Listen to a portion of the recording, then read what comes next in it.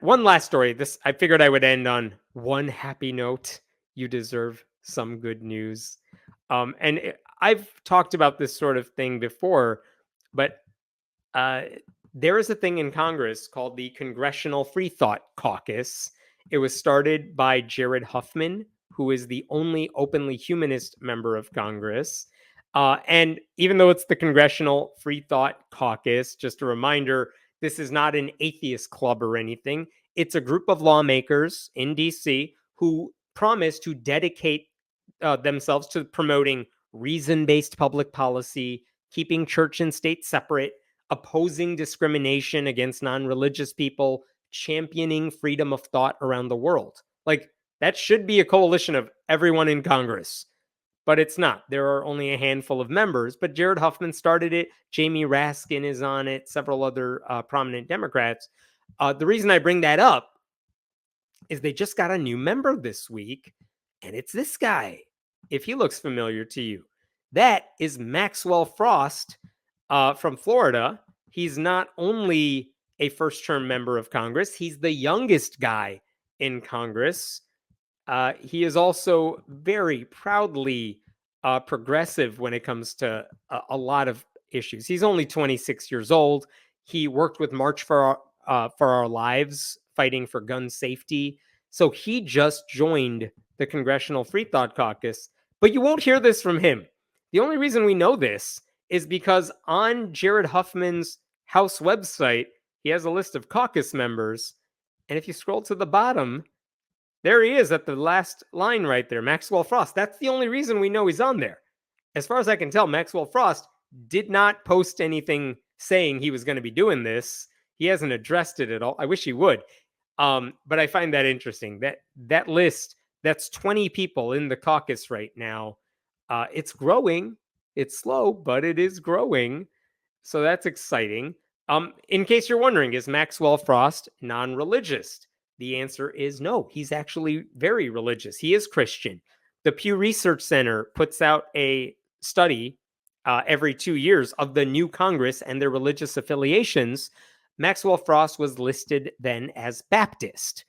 Again, I don't know how devout he is, if he's not, whatever. It doesn't matter, because guess what? You can be Baptist and support church-state separation and things like that. That's all well and good and fine. In fact, of that list of 20 people, Jared Huffman is openly humanist, like I mentioned, and that's it.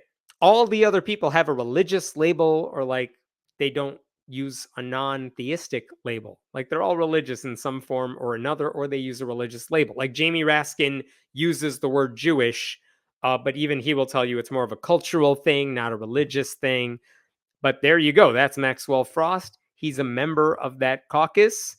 And in case you're wondering, like, there is a Congressional Prayer Caucus. That one is huge. That has like 200 plus members, most of whom are Republican.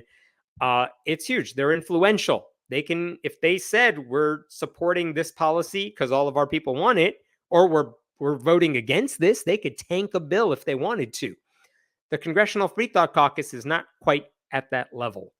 I hope it will be in the future. I hope anyone who's considering retiring decides to join the caucus. Give it some momentum or something. It would be nice. All 20 of the members of the caucus are currently Democrats. I wish that wasn't the case. It doesn't have to be the case, but it is, because there's only one sane party in the country right now. I think maybe one of the most shocking things about the Congressional Freethought Caucus is how little media attention it gets, because there are new members joining every couple of months, it seems. And like, I rarely read anything about it. No one seems to care who the members are, not even in right-wing media. And I find that fascinating, because it wasn't that long ago where even being adjacent to an atheist group or something would have been a political taboo. And now you got these religious Democrats saying, yeah, I'll join the Freethought Caucus. I'll link up with all these atheists in a sense, or at least the idea of them. So I think it's also cool that in terms of Frost and Sean Casten and all these other people who are in there, none of them seem to think it's a deal breaker as they head into 2024.